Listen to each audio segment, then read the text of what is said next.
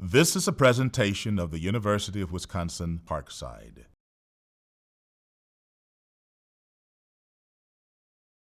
All right, the name of my talk is Same Hell, Different Horrors.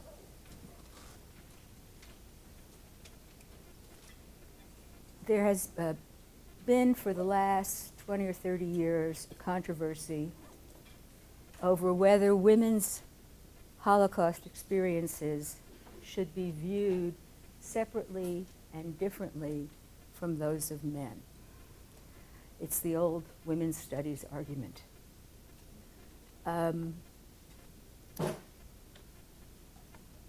Those who are against it say that women were tormented because they were Jews, not because they were women. And I think they were also worried that there's going to be this contest of suffering, who suffered more, who had it worse, who was more heroic, and so on.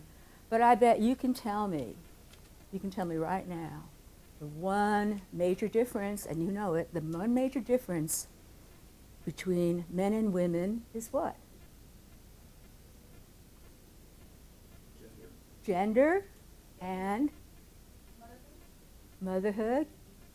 Part of the body? Yeah, part of the body. Right. Rape. Okay? Rape, sexual humiliation, motherhood, women's socialization at that time, which was very traditional.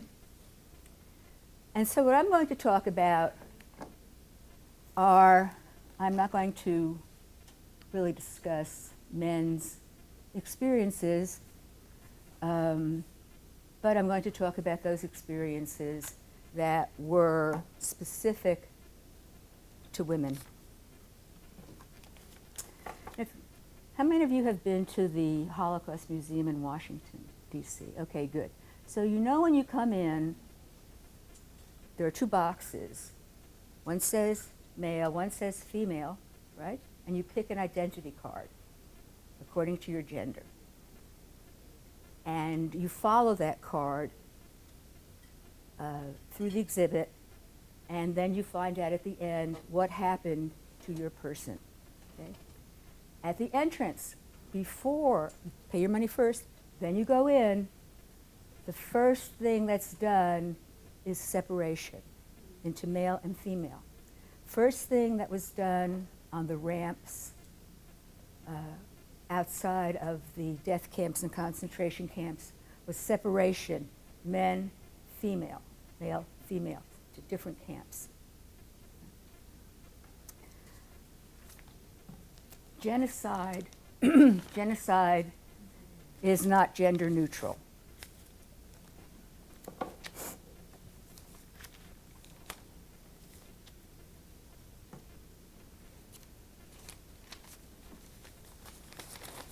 Okay. In fact, the Jewish woman was the greatest enemy of the Nazis and of their vision for a perfect Aryan world. And can you guess why that would be? Pregnant, right. Because the woman gives birth to the continuation of the race. And so pregnant women were particularly singled out for the harshest treatment. First of all, it was forbidden for Jewish women to be pregnant, period. But there were women, of course, who came to the camps who were pregnant, and some of them were quite pregnant. So we're on the ramp, and there are the men, and here are the women, and in the middle is the famous, infamous Dr. Mengele, pointing to the left or the right. And an announcement is made that all pregnant women should step forward because they will be given better treatment, they will be given better food, they will not be put into work camps, they will be put into special barracks, they will have nurses, and so on. So all the pregnant women step forward. And then they're marched by the SS around the back of what they didn't know was the gas chamber. And the hell was beaten out of them. They, especially the stomach. They were kicked in the stomach with German boots, whipped, beaten, and to death. Also, there were dogs that tore them apart. So that was how the Nazis distinguished male and female. And I mentioned dogs. I'm going to try to keep this not so terrible. There's one dog who belonged to a commander who is so infamous that I know his name. And his name is Brutus. It's a German shepherd. He was trained by his master to rape women. Yes, this is another thing that happened to women and not to men. Yeah. And the humiliation of Jewish women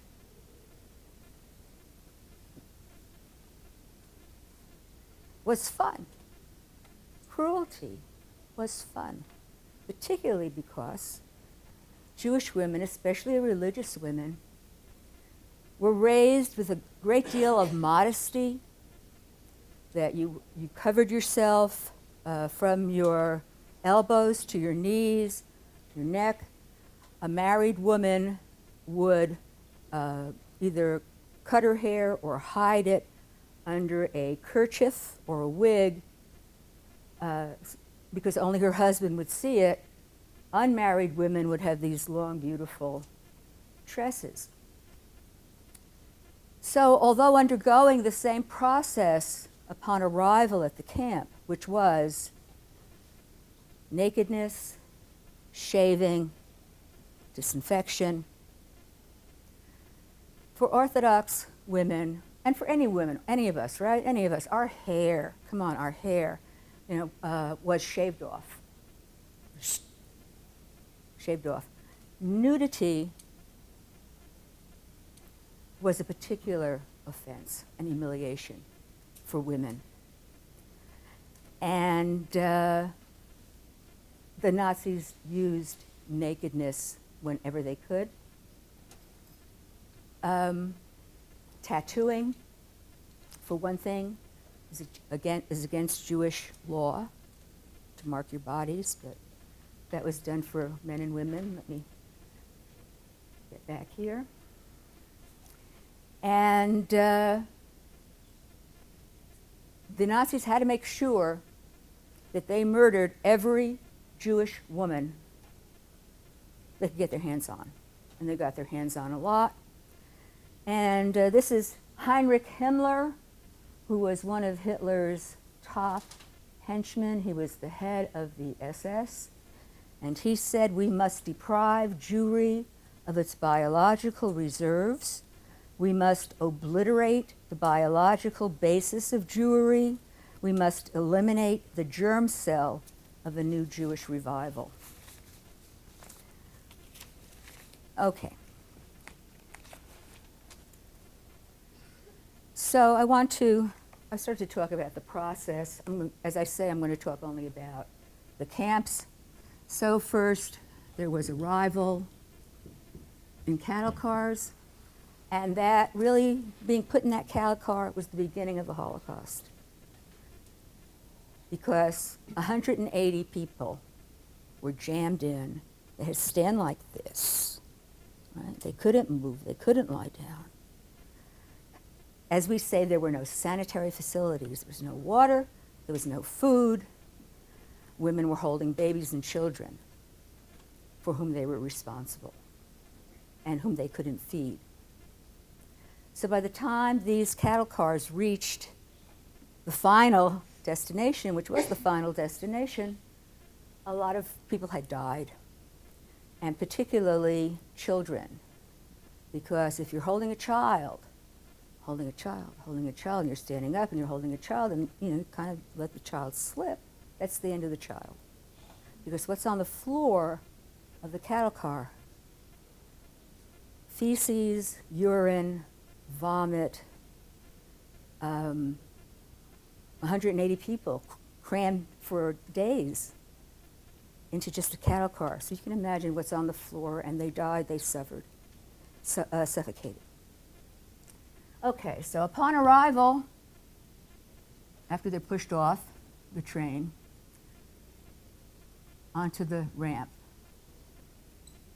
and then the first thing that happens is a selection of who will live and who will die.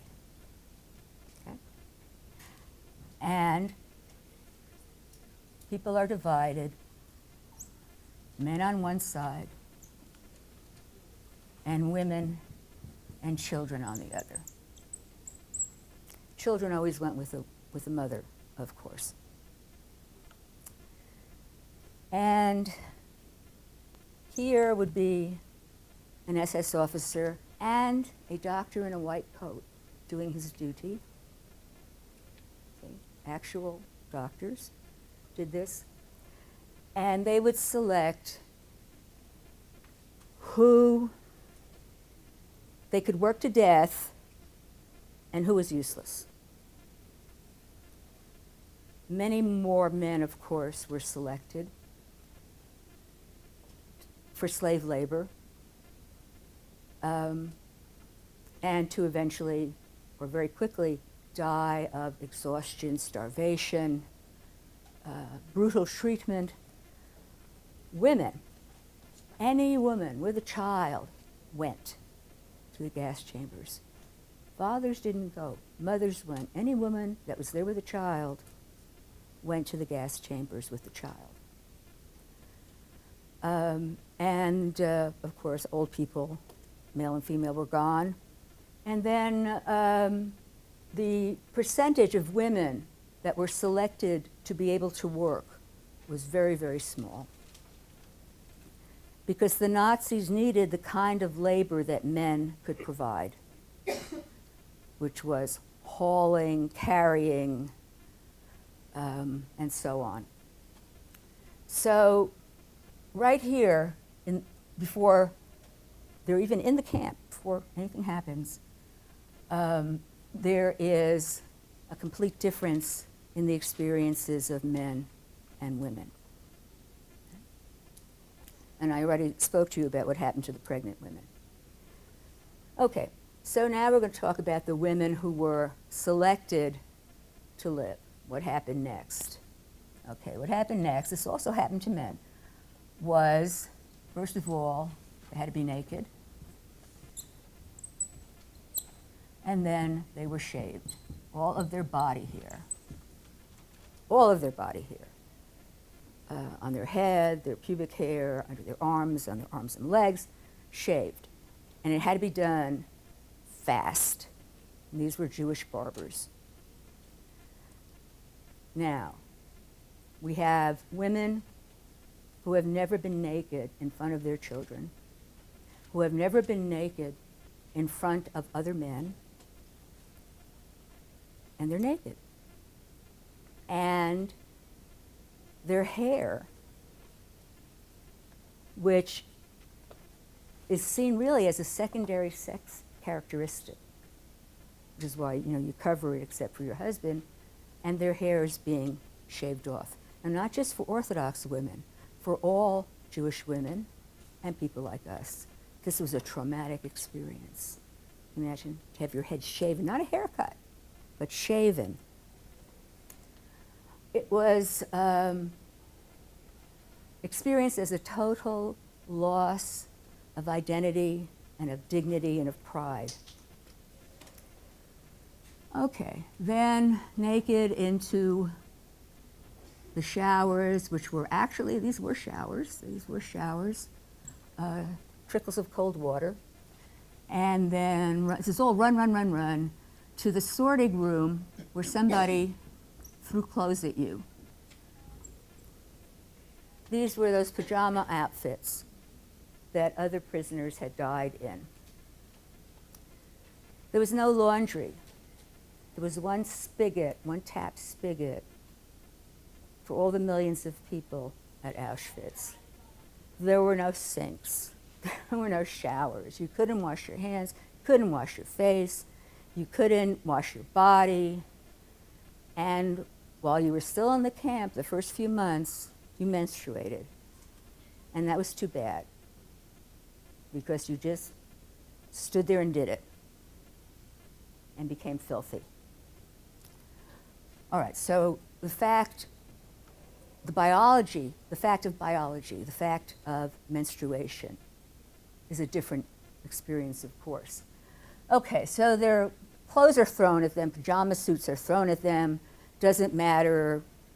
You know, I mean, you don't try on, here's a size 6, here's a size 8, right? It's just like, whammo, here it is. And you're given clogs. Then you're taken to your barrack, where you live until you die. Okay, women could sew. Women could sew.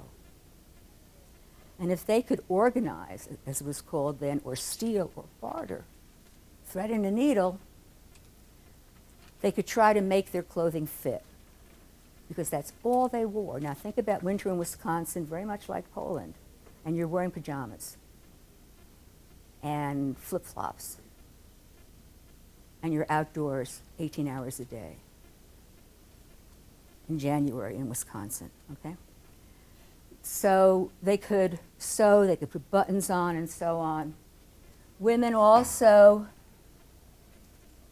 now I'm going to talk about women's socialization and how it became a strategy of survival. I mentioned sewing, cooking.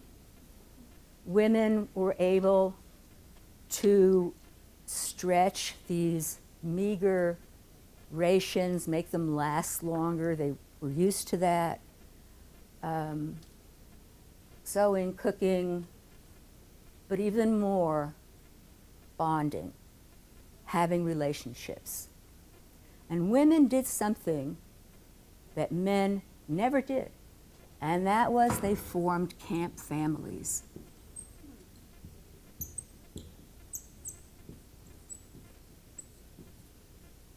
There you were, alone, you're alone, your family has been murdered, your man is gone or murdered, you're by yourself in a death camp. And what women did was they would go to somebody younger and they would say, this is my camp daughter. Or somebody close to their age, this is my camp sister. And they would form tight families, camp families. And they would protect each other and care for each other and share. Now, what are you given in a concentration camp? A little piece of bread made with sawdust and some concoction that's called tea, which is hot water and nettles. And that's what you have the whole day. I'm sure you may have seen the pictures of emaciated skeletons left when the Allies liberated the camp. So to share your bread in Auschwitz was to be a loving person indeed. And whenever a member of the family was given something, she held on to it until she got back and could share it with her family. People are starving, and they're doing this. So that their bonding, and their supporting each other is greater than starvation, Okay.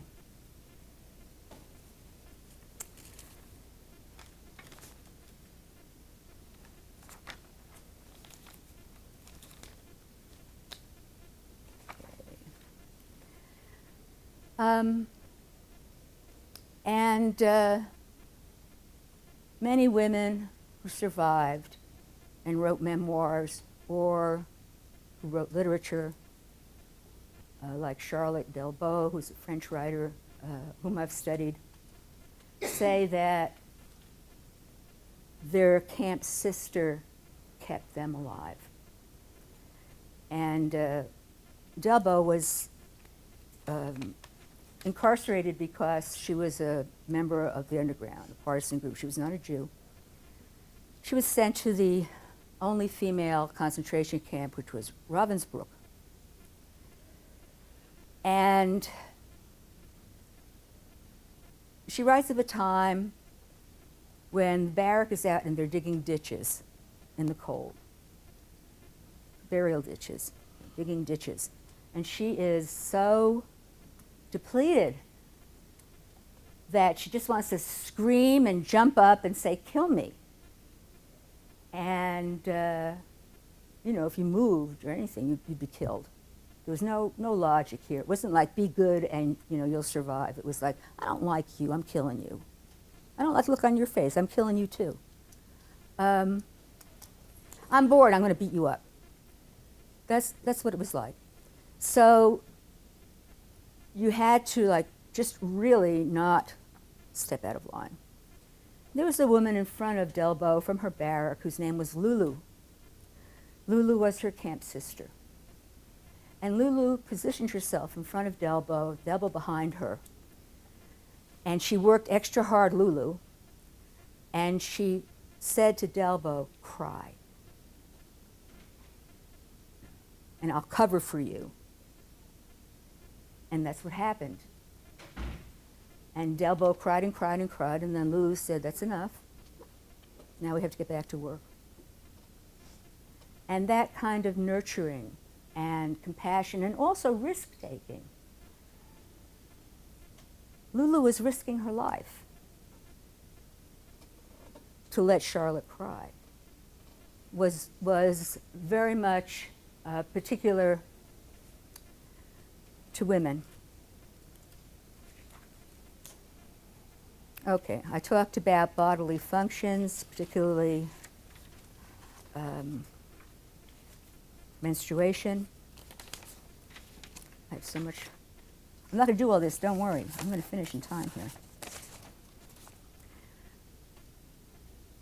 With the sadism and cruelty, there was a tremendous amount of woman hatred or misogyny, particularly Jew woman hatred. And there were many games, sadistic games, or so-called exercises that the rulers, the SS, would invent. And this is one of them. This comes from Fania Fenelon, who was a pianist. She wrote an autobiography called Playing for Time.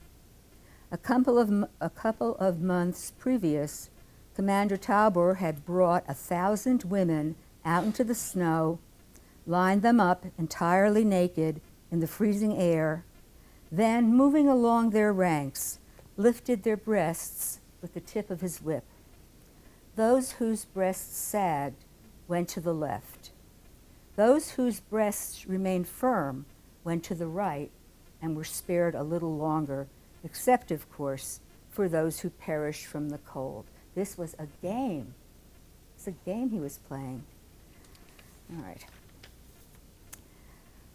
I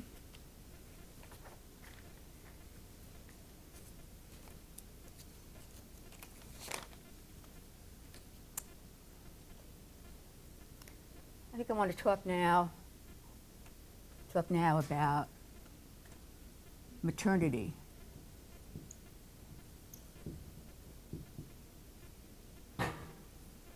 One of the many things that the Nazis took away from Jewish women was their maternity. If you were not showing, and so you could get away from, going behind the barrack and getting raped by a dog, and you began to show, there were Jewish doctors there, and women doctors, Jewish women doctors, who would give you an abortion. Because were you to have the child, not only would the child die, but the mother would be murdered, would be killed. And one of the doctors, who was also a subject of a movie, Gisela Pearl, she was a gynecologist. She would take, to give abortion, she would take the woman into the latrine. And what was the latrine? It was, something like this, a board with holes in it. And you sat there and did your business. But it was a place where the SS wouldn't come in because it stank, as you would imagine, stank. And again, the floor was all full of vile things. And that was where Gisela Pearl performed abortions. No anesthetic, no medicine, no sutures, nothing sterile. All right, on the floor of this filthy latrine, she would abort the mothers, and or if the mothers gave birth and the baby was alive, she would murder the baby.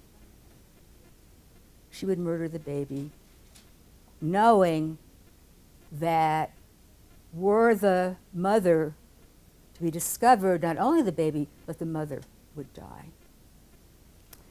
So there were abortions, and then there was also forced abortion, and there were a lot of experiments in how do you make sterile millions of people in one zap. Because when you take Poland and you own Poland, you don't want those Poles, those Slavs, to reproduce. You want them to die out. They're going to be your slaves until they die out. So, how are we going to sterilize the entire nation of Poland? Well, we have to, experiment. Who did they experiment on? Jewish women. First, they tried X-rays, burning X-rays, and all kinds of disgusting things that I will spare you. And the women who survived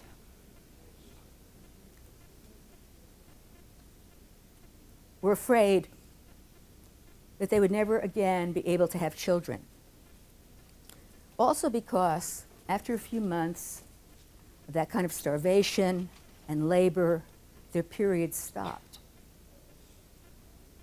And again, women were worried they would never start again. Okay, you're a woman, you are robbed of your motherhood, your ability to be a mother. All right? That is a far greater robbery than somebody cutting a ring off your finger. Also, to go back to appearance, women were socialized, like us, to care about appearance, to be clean, right? To be clean. And how could you be clean under the circumstances I described to you? Didn't matter that if you were actually clean, but making the attempt to clean yourself, to take that, lousy cup of what was called tea, and instead of drinking it, to wash your hands and face with it, was to be a human being who had dignity. Yes? I don't have many choices, but I have this choice. Right? I will be clean. I will love and sacrifice for others. I will be a mensch. A mensch in Yiddish means, it's an honorific, it means, a real person, a noble person. Okay.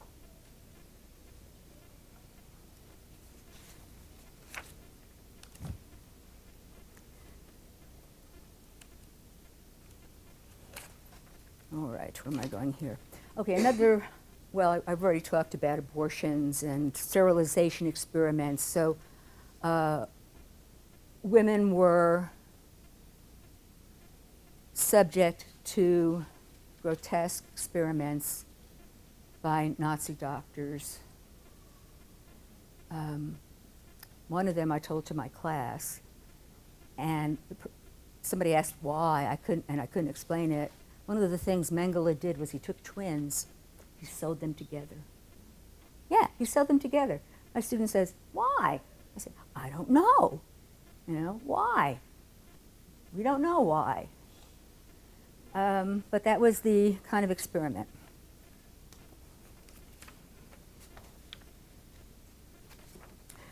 Okay, rape. We know what rape is. There is also sexual humiliation. For example, for women, having your head shaved was experienced as a sexual violation. Being naked in front of men, a sexual violation.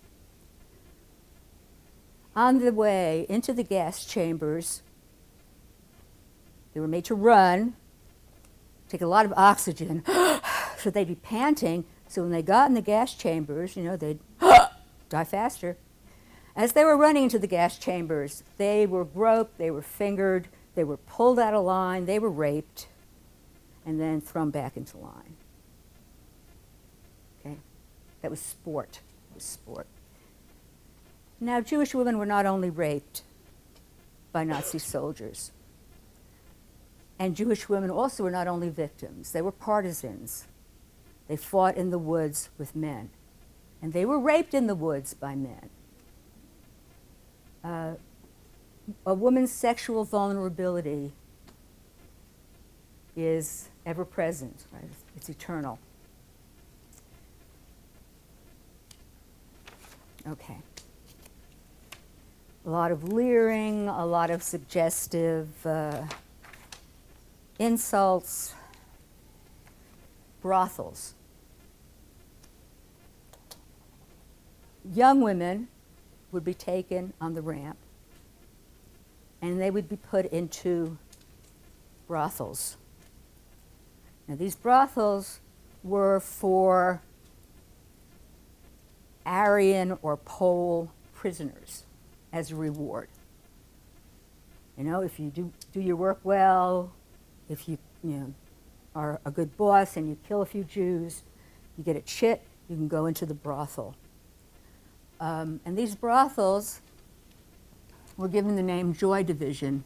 Some of you may recognize this as the name of a band, which I think is a travesty. Joy Division. And the women were in little cubicles, and they were raped all the time until they died. They were gone. There was a law, many laws in Germany, but there was one special law, excuse me, called Rassenschande, that is race shame. If an Aryan man, if an Aryan had sexual intercourse with a Jew, that was against the law. And so you might think, okay, well, the SS wouldn't go in those brothels because those are Jewish women. Guess what? Right? Of course they went into the brothels. Also, there was sexual slavery. A commander see an attractive woman on the ramp or something and say, you're going to be my maid. You're going to work in my house. And so the woman would come and she thinks she's going to be a maid, but she's not going to be a maid. Yeah, she's going to be a sexual slave.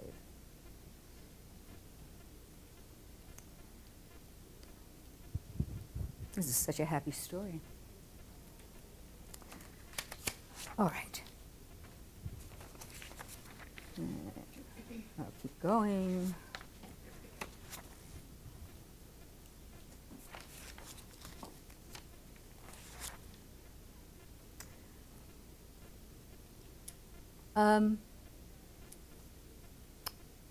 One of the ironic points is the socialization of women in the 20s and 30s made them submissive,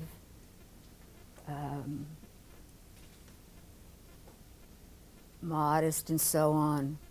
But it also gave them survival skills to that they could use to make it through this Holocaust.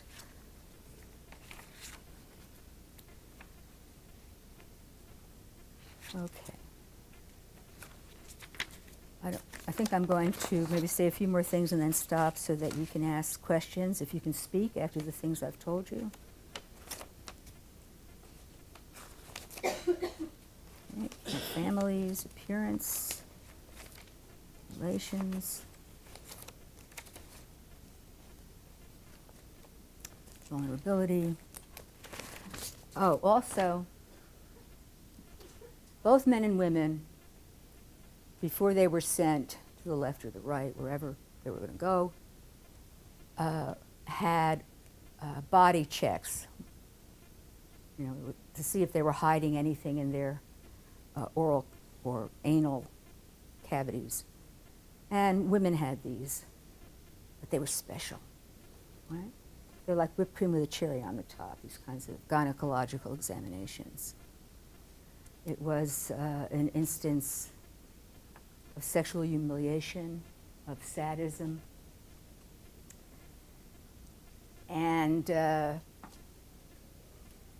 while they were alive and they were in the barracks, periodically a doctor and an SS man would come in to make a selection because there were too many Jews were alive and more were coming in. You got to get rid of some of the Jews. So the women had to be naked and they had to run, a certain length, naked. And if they could do that, if they could survive that, then they were fit to live. Oh, the study of sexual violence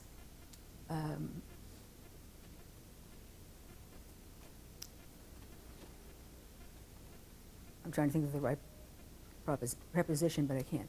Sexual violence against Jewish women is only lately being talked about because women were ashamed. They were ashamed because we live in a culture that blames the women. There were times when a woman could barter her body for food, for a needle, for a piece of thread, some rope. She chose that. It was one of these choiceless choices. She worried that she would lose her attractiveness and not be able to barter. Those women in the camps at the time were looked on by Jewish women and others as whores. Okay? So it was the never talked about. Again, until very, very recently, it's become a subject of study.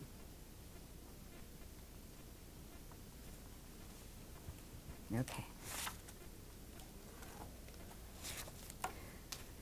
All right, I'm going to end by talking about Jewish women not as victims.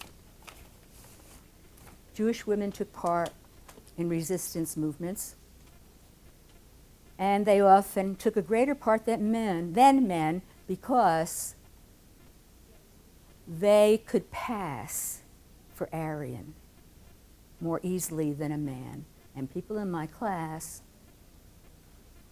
why was it easier to hide a Jewish girl than a boy? Circumcision. Yes, all Jewish men were circumcised. Jewish boy babies were circumcised. So all a Nazi had to do to a guy was say, pull down your pants. Oh, you're a Jew, let's stand to you. You could not tell. There was no giveaway, particularly if you had Aryan features, if you didn't look Jewish, if you had blonde hair, if you had blue eyes, if you were a native Pole, a Jew born in Poland, raised in Poland, could speak without an accent, then you could go abroad more freely. Not that, of course, they weren't blackmailed, they weren't captured, they weren't murdered, but They could go out into the population. And they went as couriers. They would carry messages from one camp to another camp, from one ghetto to another ghetto.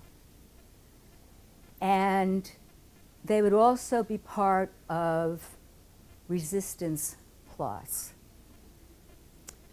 The Sonderkommando were the Jewish men who were selected